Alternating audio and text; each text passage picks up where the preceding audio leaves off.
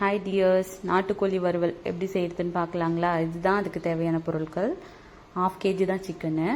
அதுக்கு இது தான் தேவையான பொருள்.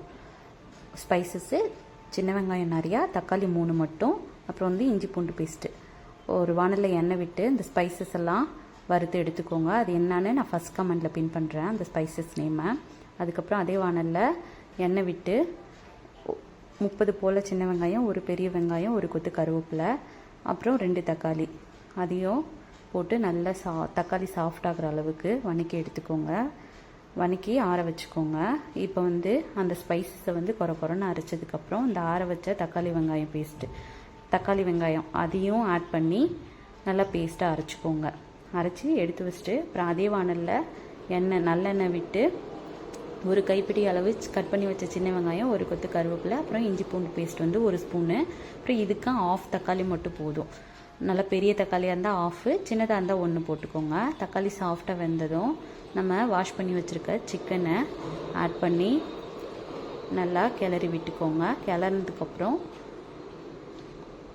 1/2 டீஸ்பூன் மஞ்சத்தூள், கொஞ்சம் உப்பு போட்டு தண்ணி பிரிஞ்சு வர அளவுக்கு வதக்கிட்டு அதுக்கப்புறம் சிக்கன் மசாலா மட்டும் லைட்டாக ஆட் பண்ணிக்கோங்க. நான் கம்மியாக தான் ஆட் பண்ணிருக்கேன், ஏன்னா நம்ம அந்த அரைச்ச பேஸ்ட்டே போதும், வேறு எதுவுமே மசாலா தேவையில்லை. நான் கொஞ்சமாக சிக்கன் மசாலா ஆட் பண்ணியிருக்கேன். அப்புறம் அந்த பேஸ்ட் போட்டு நல்லா வதக்கினதுக்கப்புறம் தாராளமாக தண்ணி விட்டுக்கோங்க. ஏன்னா இது தண்ணி குழம்பு இல்லை, அதனால் தாராளமாக தண்ணி விட்டு மூடி போட்டு வேக வைங்க. 50% சிக்கன் குக் ஆகிடுச்சு. இந்த ஸ்டேஜில் நான் கறியை மட்டும் குழந்தைங்களுக்காக தனியாக எடுத்து வச்சு ஃப்ரை பண்ணுறதுக்காக எடுத்து வைக்கிறேன். எலும்பு இதிலே போட்டு திரும்ப ஒரு 10 நிமிஷம் வேக விட்டு கொத்தமல்லி கருவேப்பிலை தூவி குழம்ப ஃபினிஷ் பண்ணிட்டேன். அது ஓரமாக எடுத்து வச்சுட்டு திரும்ப அதே வானல் கழுவி அதே வானல் வச்சுட்டேன். இதுக்கு ஃப்ரைக்கு தேங்காய் எண்ணெய் யூஸ் பண்ணி பாருங்கள், சூப்பராக இருக்கும். தேங்காய் எண்ணெய் காய்ஞ்சதும் ஒரு கைப்பிடி அளவு சின்ன வெங்காயம், இஞ்சி பூண்டு பேஸ்ட்டு, கருவேப்பிலை இதெல்லாம் வதக்கிட்டு அதுக்கப்புறம் இதுக்கு 1/2 தக்காளி தான். அதே மாதிரி சின்னதாக இருந்தால் 1 தக்காளி, பெருசாக இருந்தால் 1/2 தக்காளி போதும்.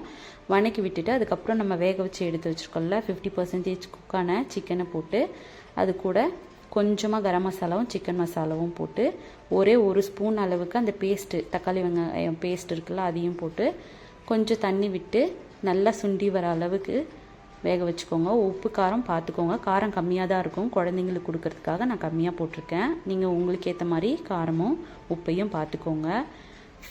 ட்ரை பண்ணிவிடுங்க, சும்மா செம்மையாக இருக்கும், சூப்பராக இருக்கும். ட்ரை பண்ணி பாருங்கள். இது என் ஃப்ரெண்டு வெண்ணிலாக்காக நான் போஸ்ட் பண்ணுறேன். அவங்க தான் கேட்டிருந்தாங்க சிக்கன் ஃப்ரை எப்படி செஞ்ச சொல்லு அப்படின்ட்டு.